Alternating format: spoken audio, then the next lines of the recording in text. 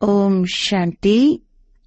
பிப்ரவரி 5, 2025 காலை முரளி. பாப்தாதா மதுவனம். சாராம்சம். இனிய குழந்தைகளே, நீங்கள் நிச்சயமாக உங்கள் சரீரங்களாகிய ஆடையை இங்கேயே விட்டுவிட வேண்டும். ஆகவே அதனூடான உங்கள் பற்றை முடித்துவிடுங்கள். உங்கள் நண்பர்களையும் உறவினர்களையும் நினைவு செய்யாதீர்கள். கேள்வி: யோக சக்தியை கொண்டிருக்கும் குழந்தைகளை குறிப்பிட்டு காட்டக்கூடிய விடயங்கள் எவை? பதில்: அவர்கள் எந்த சூழ்நிலையிலும் சிறிதளவேனும் குழப்பம் அடைய மாட்டார்கள். அவர்கள் எவரிலும் பற்றை கொண்டிருப்பதில்லை. உதாரணமாக, இன்று ஒருவர் சரீரத்தை நீக்கினாலும் அவர்கள் துன்பப்பட மாட்டார்கள். ஏனெனில் அந்த ஆத்மா நாடகத்தில் அந்த அளவு பாகத்தையே கொண்டிருந்தார் என்பதும், ஆத்மாக்கள் தங்களின் சரீரங்களை கைவிட்டு இன்னும் இன்றே எடுக்கின்றார்கள் என்பதும் அவர்களுக்கு தெரியும். ஓம் சாந்தி. இந்த ஞானம் மிகவும் மறைமுகமானது. நீங்கள் நமஸ்தே என்று கூறவும் வேண்டியதில்லை.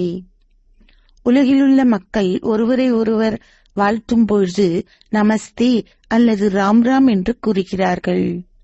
இது ஒரு குடும்பம் என்பதால் அவ்விடயங்கள் எதுவும் இங்கு இடம்பெற முடியாது. ஒரு குடும்பத்தில் நமஸ்தே அல்லது காலை வணக்கம் என்று கூறுவது சரியல்ல. ஒரு வீட்டில் ஒருவர் உண்டு, அலுவலகத்திற்கு சென்று திரும்பி வருகிறார். இது எல்லா வேளையிலும் தொடர்கிறது. நமஸ்தே என்று கூற தேவையில்லை.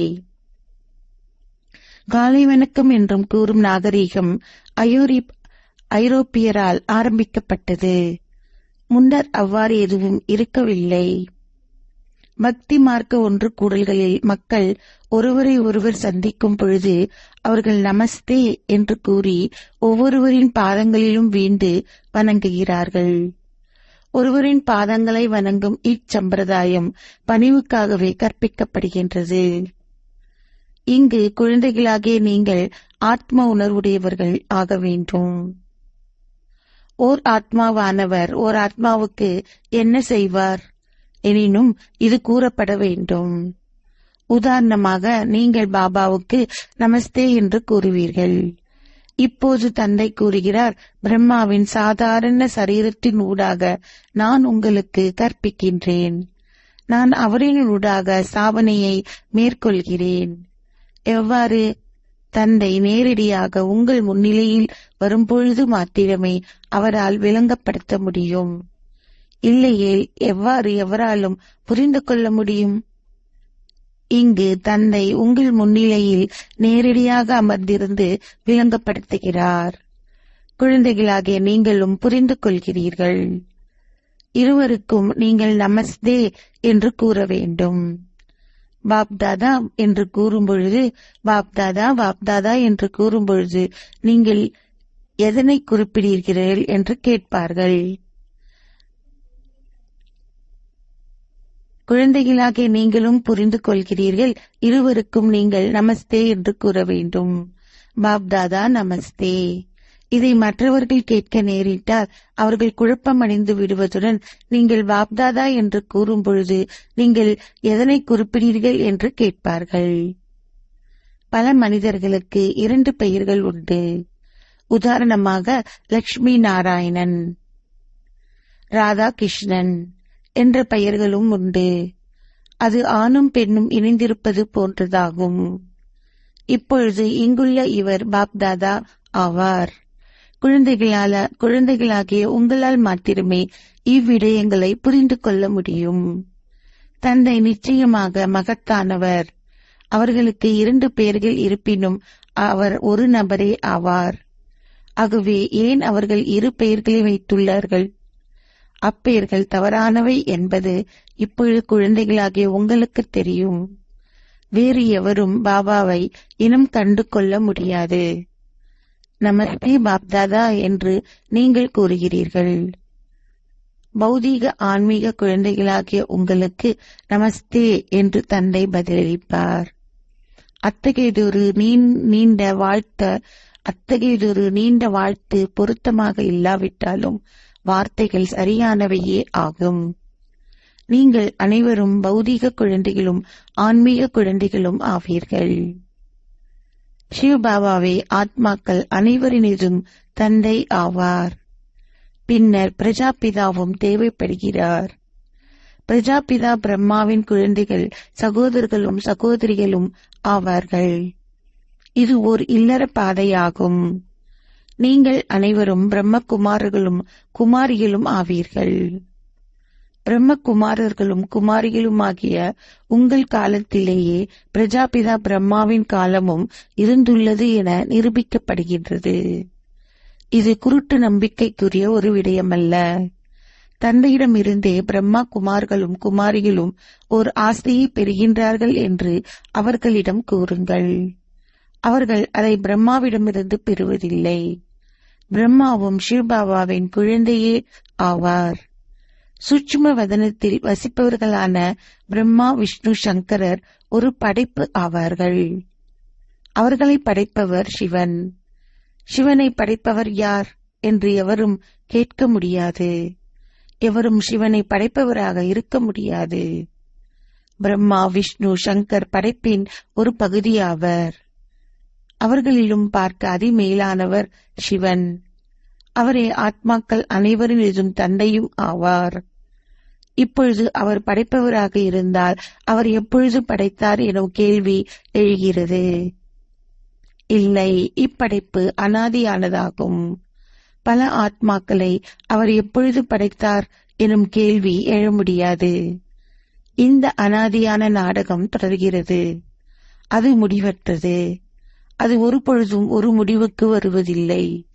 இவ்விடயங்கள் அனைத்தும் குழந்தைகளாகிய உங்களில் வரிசை கிரமமாக உள்ளன. இது மிகவும் இலகுவானதாகும். ஒருவர் வாழ்ந்தால் என்ன அல்லது மரணித்தால் என்ன? ஒரே ஒரு தந்தையை தவிர வேறு எவரிடமும் உங்களுக்கு பற்று இருக்கக்கூடாது. ஒரு பாடல் உள்ளது, உங்கள் தாய் மரணித்தாலும் அல்வா உண்ணுங்கள்.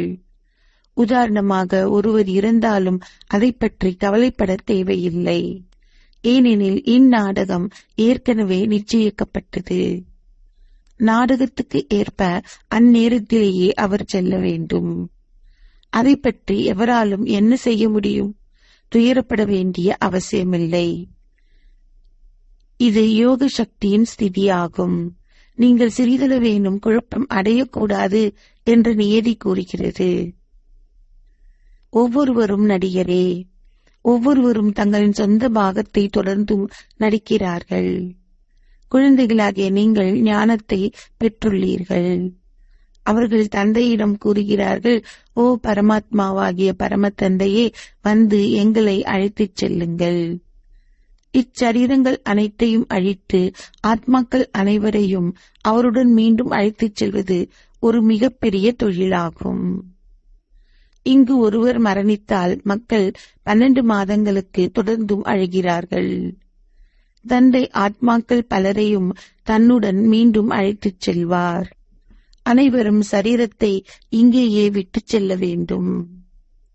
மகாபாரத யுத்தம் ஆரம்பம் ஆகும் பொழுது விளம்பு கூட்டங்களைப் போன்று அவர்கள் தொடர்ந்தும் செல்வார்கள் என்பது குழந்தைகளாகிய உங்களுக்கு தெரியும். இயற்கை அனர்த்தங்களும் வரவுள்ளன. இந்த முழு உலகமும் மாற்றப்பட வேண்டும். இங்கிலாந்து, ரஷ்யா போன்றவற்றின் சனத்தொகை இப்பொழுது எவ்வளவு பெருகியுள்ளது என பாருங்கள். அவர்கள் அனைவரும் சத்தியுகத்தில் இருந்தார்களா? எங்கள் ராஜ்யத்தில் அவர்களில் எவரும் இருக்கவில்லை என்பது உலகில் எவரின் புத்தியிலும் உட்புகவில்லை. அங்கு ஒரு தர்மமும் ஒரு ராஜ்யமுமே இருந்தன. இதை புத்தியில் மிக நன்றாக வைத்திருப்பதால் நீங்களும் வரிசை கிரமமானவர்களே.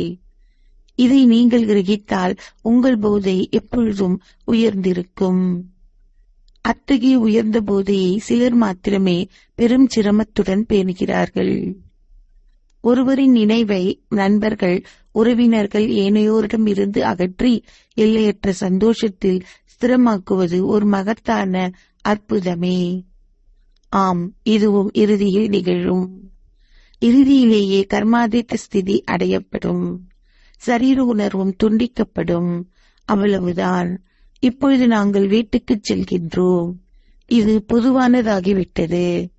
ஒரு நாடகத்தில் நடிகர்கள் தங்கள் பாகங்களை நடித்து முடித்ததும் அவர்கள் வீட்டிற்கு செல்கிறார்கள். நீங்கள் இங்கேயே சரீரமாகிய ஆடையை விட்டுவிட வேண்டும். நீங்கள் அந்த ஆடைகளை இங்கேயே ஏற்றுக்கொண்டு நீங்கள் இங்கேயே அவற்றை விட்டுவிட வேண்டும். இப்புதிய விடயங்கள் அனைத்தும் உங்கள் புத்தியில் உள்ளன. அது வேறு எவரது புத்தியிலும் இல்லை. அல்பாவும் பீட்டாவும் அல்பா அனைவரிலும் அதிமேலானவர் கூறப்பட்டுள்ளது. ஸ்தாபனை பிரம்மாவின் ஊடாகவும், விநாசம் சங்கரின் ஊடாகவும், பராமரிப்பு விஷ்ணுவின் ஊடாகவும் நடைபெறுகிறது. நல்லது. ஆகவே சிவனின் பணி என்ன? அதிமேலான சிவபாபாவை எவரும் அறியார். அவர் சர்வ வியாபி எனவும் அவைகள் அனைத்தும் அவரின் வடிவங்கள் எனவும் அவர்கள் கூறுகிறார்கள். உலகிலுள்ள அனைவரின் புத்தியிலும் இது உறுதியாகிவிட்டது. இதனாலேயே அவர்கள் தமோ பிரதான் ஆகிவிட்டார்கள். தந்தை கூறுகிறார், முழு உலகம் சீரழிந்துள்ளது. பின்னர் நானே வந்து அனைவருக்கும் சர்க்கதியை வழங்குகின்றேன். அவர் சர்வ வியாபியாக இருந்திருப்பின் அனைவரும் கடவுள் என்றும் கடவுள் மாத்திரமே இருக்கிறார் என்றும் ஆகிவிடும். ஒரு புறத்தில் அனைவரும் சகோதரர்கள் என்று அவர்கள் கூறுகிறார்கள். பின்னர் மறுபுறத்தில் அனைவரும் தந்தையே என்றும் கூறுகிறார்கள். அவர்கள் புரிந்து கொள்ளவில்லை. எல்லையற்ற தந்தை குழந்தைகளாகிய உங்களுக்கு கூறுகிறார், குழந்தைகளே, என்னை நினைவு செய்யுங்கள், உங்கள் பாவங்கள் அழிக்கப்படும். பாபா கூறுகிறார், இந்த தாதாவை ஏனும் மம்மாவை ஏனும் நினைவு செய்யக்கூடாது. தந்தை கூறுகிறார், மம்மாவோ அல்லது பாபாவோ புகழப்படக்கூடாது. ஸ்ரீபாபா இல்லாவிடின் பிரம்மா என்ன செய்வார்? இவரை நினைவு செய்வதால் என்ன நிகழும்? ஆம், நீங்கள் இவரின் ஊடாக தந்தையிடமிருந்து ஆஸ்தியை கோரிக்கொள்கிறீர்கள். இவரிடமிருந்து அல்ல என்பது உங்களுக்கு தெரியும். இவரும் அந்த ஒரே ஒருவரிடமிருந்தே ஆஸ்தியை கோருகிறார். எனவே நீங்கள் அந்த ஒரே ஒருவரையே நினைவு செய்ய வேண்டும். இவர் இடையில் இருக்கும் ஒரு முகவரே ஆவார். ஒரு தம்பதிக்கு நிச்சயதார்த்தம் செய்யப்பட்டதும் அவர்கள் ஒருவரை ஒருவர் நினைவு செய்கிறார்கள். திருமணத்தை ஏற்பாடு செய்பவர் இடையிலுள்ள முகவரே ஆவார். அவருடான உங்களுடைய நிச்சயதார்த்தத்தை தந்தை இவரினூடாக ஏற்பாடு செய்துள்ளார். இதனாலேயே புகழ் உள்ளது. நான் சர்க்குருவை முகவரின் ஊடாக கண்டு கொண்டேன். சர்க்குரு முகவர் அல்ல. சர்க்குரு அசரீரி ஆனவர். அவர்களும் கூறலாம், குரு பிரம்மா, குரு விஷ்ணு, குரு தேவோ. ஆனால் அவர்கள் குருமார்கள் அல்லர். ஒரே ஒரு தந்தை மாத்திரமே அனைவருக்கும் சர்க்கதியை அருள்கின்ற சர்க்குரு ஆவார். தந்தை உங்களுக்கு கற்பிக்கின்றார். பின்னர் நீங்கள் ஏனையோருக்கு பாதையை காண்பித்து அவர்களுக்கு கூறுங்கள். பார்த்தும் பார்க்காதீர்கள். உங்கள் புத்தியை சிவபாபாவுடன் இணைத்துக் கொள்ளுங்கள். அக்கண்கள் மூலம் நீங்கள் பார்ப்பவை அனைத்தும் ஒரு மயான பூமியாக போகின்றது. ஒரே ஒரு தந்தையையே நினைவு செய்யுங்கள், இவரை அல்ல. புத்தி கூறுகிறது, நான் இவரிடமிருந்து ஆஸ்தியை பெற முடியாது. ஆஸ்தி தந்தையிடம் இருந்தே பெறப்படும். நீங்கள் தந்தையிடம் செல்ல வேண்டும். ஒரு மாணவர் ஒரு மாணவரை நினைவு செய்ய மாட்டார். ஒரு மாணவர் நிச்சயமாக ஆசிரியரையே நினைவு செய்வார். பாடசாலையில் திறமைசாலி குழந்தைகள் ஏனையோரை ஈடேற்ற முயற்சி செய்வார்கள். தந்தை கூறுகின்றார், ஒருவரை ஒருவர் ஈடேற்ற முயற்சி செய்யுங்கள். எவ்வாறாயினும் அது அவர்களின் பாக்கியத்தில் இல்லாவிட்டால் அவர்கள் முயற்சி செய்யவும் மாட்டார்கள். அவர்கள் சிறிதளவுடன் திருப்தி அடைகிறார்கள். நீங்கள் ஏனையோருக்கு விளங்கப்படுத்தப்பட வேண்டும். பலர் கண்காட்சிகளுக்கு வருகிறார்கள். பலருக்கும் விளங்கப்படுத்துவதால் பெருமளவு முன்னேற்றம் இருக்க முடியும். அழைப்பிதழ்களை அனுப்பி அவர்களை அழையுங்கள். பின்னர் பல பிரமுகர்களும் விவேகிகளும் வருவார்கள். பல்வகையான மக்களும் ஓர் அழைப்பிதழ் இல்லாமலேயே வருகிறார்கள். அவர்கள் தொடர்ந்தும் தவறான விடயங்களை கூறுகிறார்கள். ராஜரீகமான மக்களின் நடத்தையும் ராஜரீகமாகவே இருக்கும். ராஜரீகமானவர்கள் ராஜரீகத்துடன் பிரவேசிக்கின்றார்கள். அவர்களின் நடத்தையிலும் ஒரு பெரிய வேறுபாடு உண்டு. ஏனையோர்கள் நடந்து கொள்ளும் விதத்திலும் மற்றவர்களுடன் பேசும் விதத்திலும் பண்பில்லாமல் நடந்து கொள்கிறார்கள். அனைத்து வகையினரும் ஒன்று கூடல்களில் மேலாக்களில் வருகிறார்கள். எவருக்கும் அனுமதி மறுக்கப்படுவதில்லை. ஆகவே மக்கள் கண்காட்சிகளுக்கு வருவதற்கென ஓர் அழைப்பிதழை நீங்கள் அனைவருக்கும் அனுப்பினால் பல சிறந்த ராஜரீகமானவர்களும் வருவார்கள். பின்னர் அவர்கள் சென்று ஏனையோருக்கும் கூறுவார்கள். சில வேளைகளில் நீங்கள் பெண்களுக்காக மாத்திரம் ஒரு நிகழ்ச்சியை நடத்துங்கள். அதில் பெண்கள் மாத்திரம் வந்து பார்க்க முடியும். ஏனெனில் பல இடங்கள் பல பெண்கள் திரைக்கு பின்னாலேயே இருக்கிறார்கள். பல இடங்களில் பல பெண்கள் திரைக்கு பின்னாலேயே இருக்கிறார்கள். ஆகவே பெண்களுக்காக மாத்திரம் ஒரு நிகழ்ச்சியை நடத்துங்கள். ஆண்கள் உள்ளே வருவதற்கு அனுமதிக்கப்படக்கூடாது.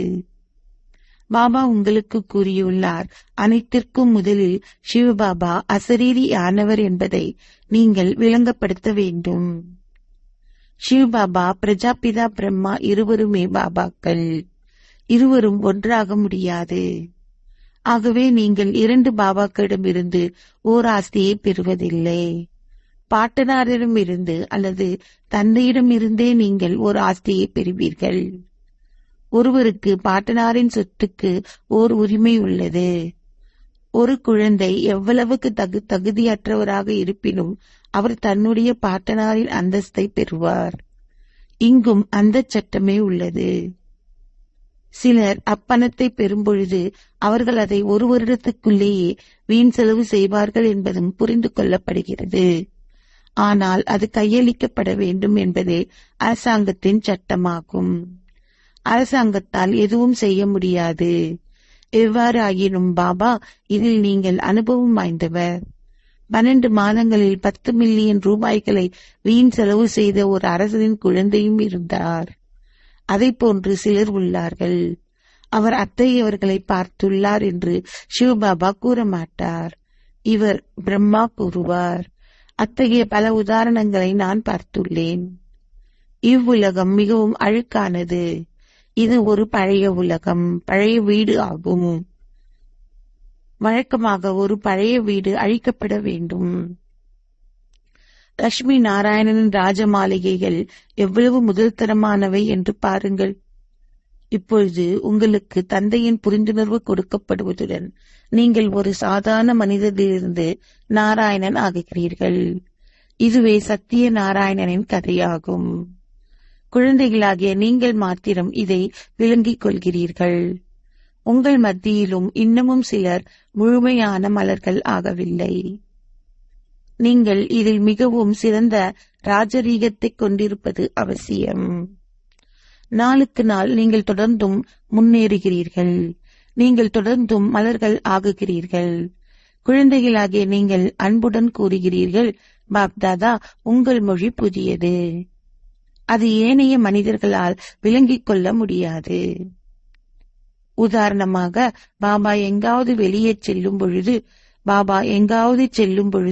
குழந்தைகள் பாப்தாதா நமஸ்தே என்று கூறுகையில் பாபா ஆன்மீக பௌதிக குழந்தைகளாகிய உங்களுக்கு நமஸ்தே என்று பதில் அளிக்கிறார்.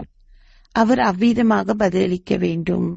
ஏனையர்கள் இதை கேட்டிருப்பார்களாயின் இது புதியதொன்று என்று அவர்கள் கூறுவார்கள்.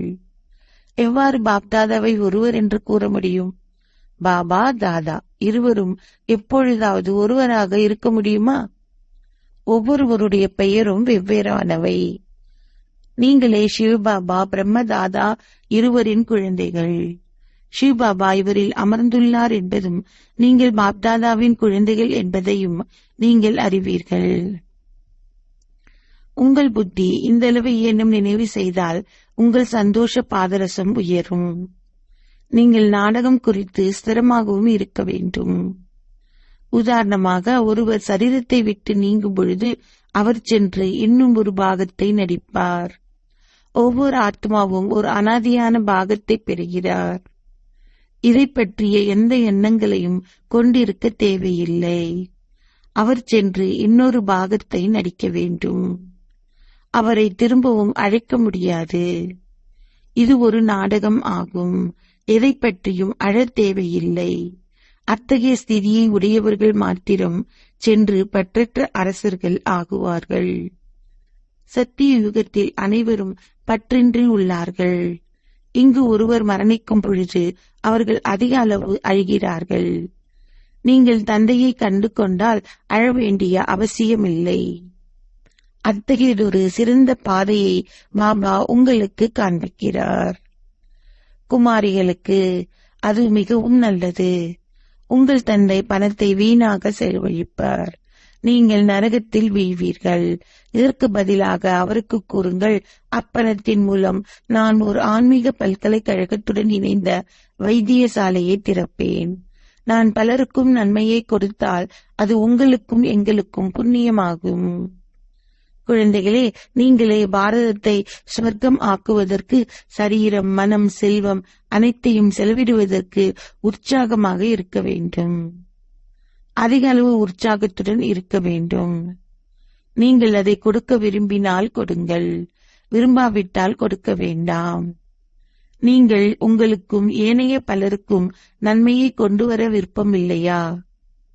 நீங்கள் உங்களுக்கும் ஏனைய பலருக்கும் நன்மையை கொண்டு வர விரும்பவில்லையா? இந்த அளவுக்கு போதை இருக்க வேண்டும். விசேடமாக குமாரிகள் மிகவும் உஷாராக இருக்க வேண்டும். அச்சா, நல்லது.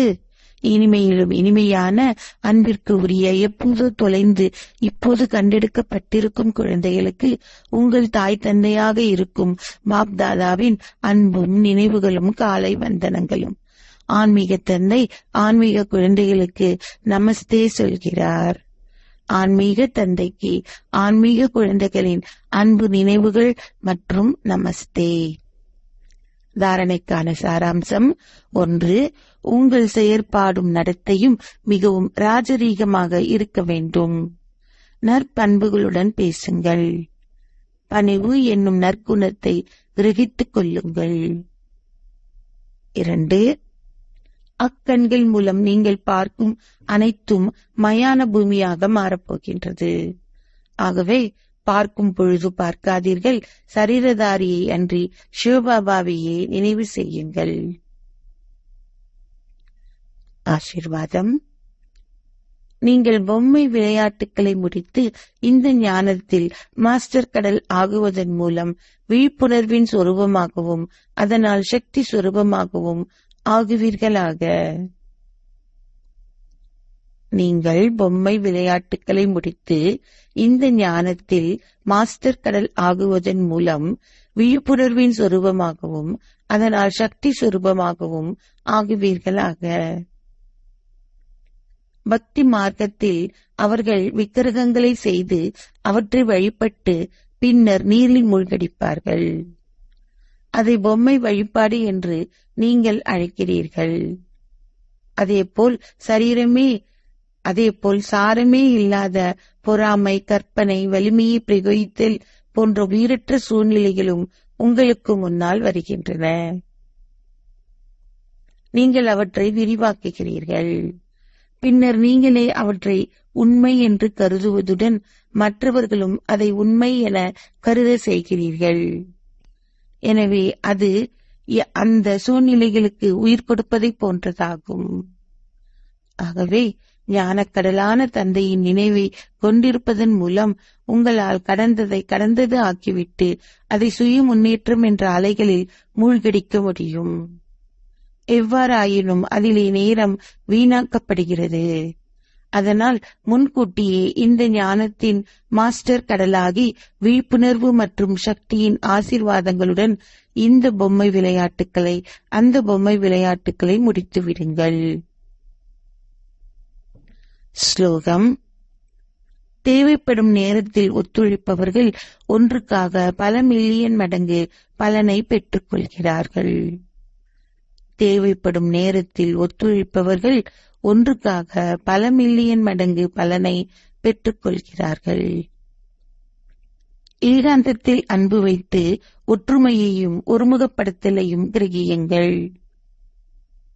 சகல மதங்களுக்கும் அரசியல் தலைவர்களுக்கும் தூய்மையினதும் ஒற்றுமையினதும் அனுபவத்தை கொடுங்கள். அவர்களிடம் இவை இல்லாததாலேயே அந்த 2 அதிகாரங்களும் பலவீனமாக உள்ளன. மதத்தின் அதிகாரத்தை இதிலிருந்து விடுபடச் செய்வதற்கான விசேடமான வழிமுறை தூய்மையை நிரூபிப்பதே ஆகும். அத்துடன் அரசியல் அதிகாரத்திற்கு ஒற்றுமையை நிரூபிக்க வேண்டும். ஓம் சாந்தி.